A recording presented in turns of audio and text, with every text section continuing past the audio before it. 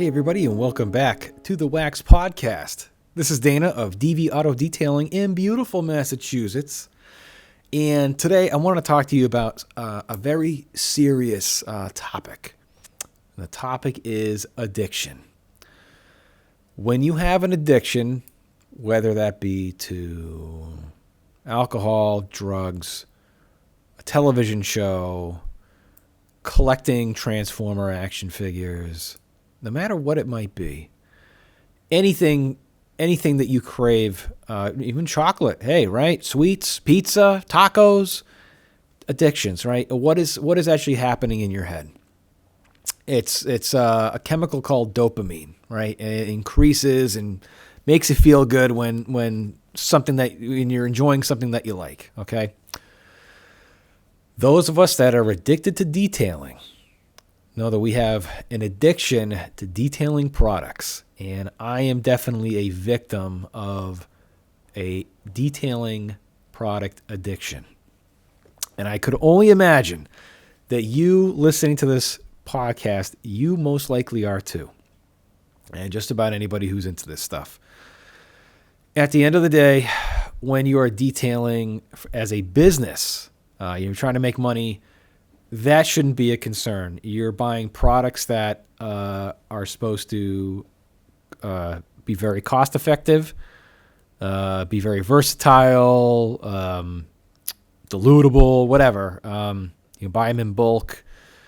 They're very effective, user friendly, so on and so forth. That shouldn't be an issue. That's supposed to be straight business. It's supposed to make you profit, right? That's the whole point. Any detailing product is basically a tool, okay? As an enthusiast, that's another story. Now, this podcast, as I always say, is for two different people. It's for those of us who want to do this as a side hustle and make some money on the side, and for those of us who are just detailing enthusiasts and you're interested in detailing stuff. And that's who I think today's episode is mostly going to be geared towards. So there are, as I always say, the market is beyond saturated with people who want your business, whether that be Mothers, Meguiar's, Liquid X, Jack's Wax, Grillo's Garage, whatever. They all are here to try to sell you something, okay? Whether that be chemicals or tools, whatever. And what is the whole point of this stuff? And when it all comes down to it, when it comes to auto detailing, I know we talk about, okay, auto detailing is about maintaining your vehicle, your investment, whatever. We all say that. At the end of the day, it's all aesthetic, right? It is a choice. It is not something that is necessary for your vehicle to operate. When you have a vehicle, okay, let's just say you got a car, right? Doesn't matter what it is. Let's just say you have a Corvette. The things that your Corvette needs. It needs gasoline, oil changes, brakes, tires, spark plugs, belts, coolant, whatever, right? It needs all that stuff at some point. Wear and tear items, okay? Those are essential maintenance items. Detailing is 100% non-essential maintenance, all right? It is purely aesthetic. It is not something that you absolutely have to do to get your vehicle to work and operate, right? That's what it is at the end of the day. So why do we detail vehicles at all? Really, why even bother, right? What is the whole point? It's because it makes you feel good to have a clean car. You enjoy the process, and you enjoy the gratitude and the remarks that you get from other people when they see it and they go, ooh, wow, right? I don't know, whatever. You got a Trans Am and you spend all this time buffing it out, put a ceramic coating on it, and you go to the local car show or the cruise night. Oh, wow, man, this thing looks mint. Wow, whatever, right? That's what it's all about. It is therapeutic. It's fun. But that's what it is. And again, it's fun, therapeutic. boom, what is that? A dopamine spike, right? You enjoy this stuff. When you get that brand new bottle of P&S Bead Maker for Christmas, the first thing you want to do is say, hey, everybody, I don't want to drink eggnog. I don't want turkey. I don't want to see family. You want to go out in the garage and you want to spray the bejesus out of your vehicle with this stuff. And you want to start spraying it down with water to see the beads, right? It is an addicting thing. And I'm sure that this could go with other things, right? There's people out there that like collect guitars and Transformer, whatever, right? For years and years, I used to collect VHS tapes. I was a big VHS collector. I know you're probably thinking I got a third eye and I've got two heads, right? You're like, what's going on? Who is this clown? But yeah, man, there's an ass for every seat, right? So I'm in my mid-30s, born in the mid-'80s, spent most of my time in the early, my childhood in the early 90s. So the video store was kind of a big deal, right? And I'm at a point in my life where, I'm an adult. You can sort of relive things of your past that are out there, right? That's why they made, a couple of years ago, Nintendo came out with like the Nintendo Mini, and then there was the PlayStation Mini, and whatever. Why? Who are they trying to market that stuff to? People who are my age that enjoy that nostalgia, whatever, right? That's why I enjoyed VHS tapes. So I was up on Instagram. I was doing trading with people all over the country. I'm into like 80s sleaze, right? I love like Killer Clowns from Outer Space and, all that kind of stuff, right? Movies with like Frank Zagarino, if you even know who he is. That's the kind of crap that I was always into. So, when you're watching those old VHS tapes and they're all scratchy and the audio sucks, whatever, who cares about DVDs or Blu-rays, man? When you can watch this scratchy old magnetic tape, right? That's what it's all about. But it's that dopamine hit, okay? Detailing products has become pretty much the same thing where, and of course, these detailing companies, excuse me, like I was saying, they're there to take your hard-earned money. That's what it's all about. So that's why we have shows like SEMA, where some of these companies debut, like Meguiar's, they debut their all new products. It's kind of like buying a car, right? Where every year, let's say, I don't know, whatever, you're buying whatever. Again, go back to the Corvette. Couple, 2-3 years ago, 2-3 years ago, they came out with the new Corvette, right? Mid-engine, right? The new LT engine, all that stuff, right? All new, all totally different new model, right? No more front engine. Okay. So what happens? People start wanting to buy this thing because it's new, it's fresh, it's hot, dopamine hit, boom, right? Again, that's what it's all about. Car companies could just make the same product over and over again if they wanted to, but they change it up. That's why they have mid-cycle refreshes, right? Because they want to change things. Oh, the technology in this car was good, but next year they changed the radio, they changed their safety systems, whatever. So it's just a little tiny bit better. So it's all about trying to get you to buy their latest product, okay? And the detailing industry is no different. There are companies that don't put stuff out during the season, right? I'm sorry, during SEMA, and that would, like a Turtle Wax just did their stuff like 2 weeks ago, like well past SEMA, right? So they don't all do it, but a lot of them do. Some of them just sprinkle stuff out throughout the year,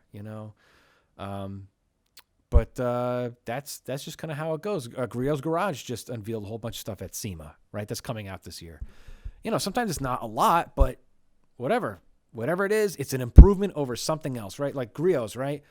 Griot's had their regular cleaner wax. Then they got the sealant cleaner wax. Then they came out with all the ceramic stuff. And guess what? Now they got a ceramic cleaner wax. So boom, of course you got to go buy that, right? That's how it works. And again, too, everything was waxes. Carnauba wax. Then they came out with the synthetic polymer sealants. Oh my God. And then the ceramic coatings. And now the hot thing is graphene. Whoa, right? That's what it's all about, is the next best thing. And they're trying to keep you on the hook. So again, as I was saying, when you're doing this stuff for a business, that should not be a problem. You should think, all right, these products that I have are tools that are just meant for my business. I'm only buying these. That's it. Unless if you find something like a tool or something that you're like, this tool or this product is going to speed up my process and this thing is going to make me more money, then it makes sense. Like a new, like when you upgrade a polisher, right? Like when Griots came out with their brand new polishers, maybe you're using like an old Porta cable and you're like, you know what? By using a new long throw, if you get a 15 or a 21 millimeter, it's going to help you with your polishing or whatever, right? Like I went from dual action to I went with the Makita that does both dual action, free spinning, and gear driven. And for me, it's made a big difference when I do my one-step polishes, right? So there you have it. But that's the thing is detail addiction is it's legit. Now, when you're just an enthusiast, you know, of course you can go blow money and all kinds of stuff. Hey, I love interior detailers, so I'll go pick one up every now and then, right? Just the one at a retail shop that's like, 16 ounces, whatever. They're usually pretty cheap.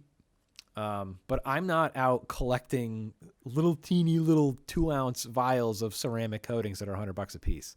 Not doing that. But you might. I don't know. To each their own, right? Like I always say, there's a tush for every seat. But the whole thing is, what can you do to alleviate detailing addiction? You might be somebody that you're constantly going to the store and finding something new. And at the end of the day, kind of like when it came with VHS tapes with me, you end up having so many, they're like, Jesus Christ, I got too many. I got to get rid of some of these, or you know what? I think I'm just kind of tired of this stuff. I think I kind of want to move on. And it could definitely be like that with detailing stuff. And sometimes you get to a point where, man, you bought so many things. You're like, Jesus, man, am I ever going to, a lot of times, even when you buy a 16-ounce bottle of something, it takes a while for you to go through it, right? Like every time I do an interior detailer on my car, I have a Subaru. I have a Subaru wagon, Impreza. My wife has a Crosstrek. I mean, let's just say I do a weekly maintenance on one, right? Of course, I'm going to use an interior detailer. What do I go through? 1 ounce, maybe 2. And if I get the, if I get what was it? Mother's Speed interior detailer. What is that? 24 ounces. You know how long it's going to take me to go through that one bottle? So that's the thing is you might be one of those people that you're going to go buy products and then they're going to sit on your shelf for a while, or it's going to take you a long time to get through them. So think about that. Think about what you're spending on a lot of this stuff and how else can you alleviate this? I know this may be hard, especially in today's world with social media and stuff like that, but there were times when, so I would sign up on email lists for Auto Geek, Autotopia, Adams Polishes, Meguiar's, whatever, right? And I'm constantly being bombarded on a daily basis with, or even specifically like Detailed Image, great company. I get a lot of my stuff from there, but every single day there's a sale. Every day. 20% off this. Oh, these brands over here, 30% off those. Oh, free shipping today, whatever. And what happens?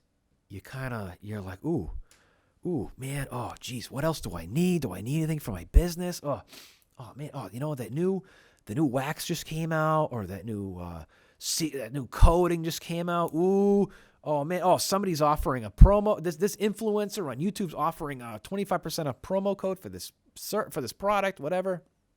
I really want to try it. You know what? I've gotten sucked into that stuff myself, and there's sometimes that there are products that I haven't even touched yet, honestly. You're probably in the same boat. So what can I suggest to you guys? And I had to do this too. You had to detox, okay? Unsubscribe from mailing lists to detail supply companies like Detailed Image and Autotopia.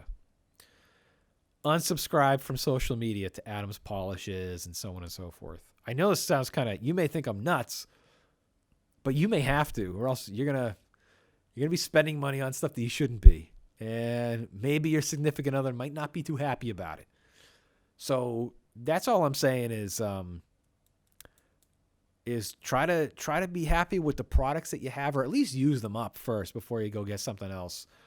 And try to minimize the level of bright lights, if you will, that are going to be constantly bombarding you with deals and new products and constant new stuff coming out, right? There may be a company out there that has a 3.5 gallon bucket that's a different color for $15. Do you need another bucket that's just you're gonna buy because it's red or it's blue? Or, right? Smoke. Yeah, you may know what I'm talking about, but in any case, that's how companies are trying to get your money. You know what I mean? Or they're trying to sell you something that they've already sold you before, or whatever, right?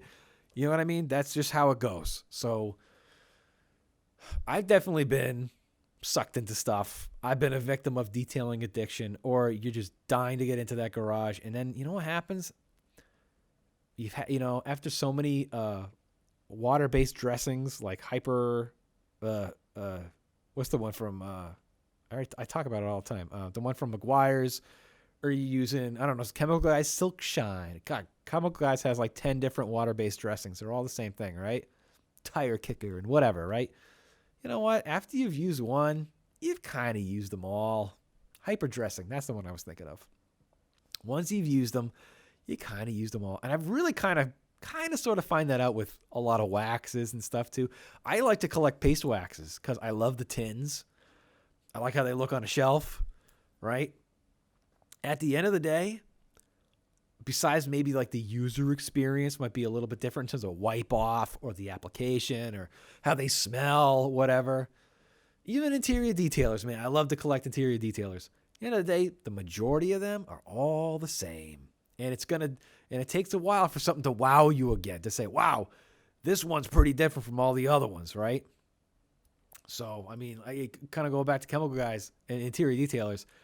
For whatever it is, $24, $25, a 16-ounce bottle of Hydro Interior. It's an interior detailer with silicone dioxide in it. Whereas I can go buy the ceramic detail spray of Mother's or McGuire's or Turtle Wax Hybrid Solutions for half that price, and you usually get more. You usually get like 24 ounces. And you do weight, and it does the exact same thing. It cleans and protects. You can use that same stuff on your interior. So again, they're just, in a lot of his marketing too, they're just trying to get your money one way or another, right? So just, that's kind of what I'm telling you today, right? So I kind of want to hear your stories. Any of you guys out there, guys and gals, how is your detailing addiction going? Do we have to set up a Details Addiction Anonymous? I don't know. Let me know. Shoot me an email.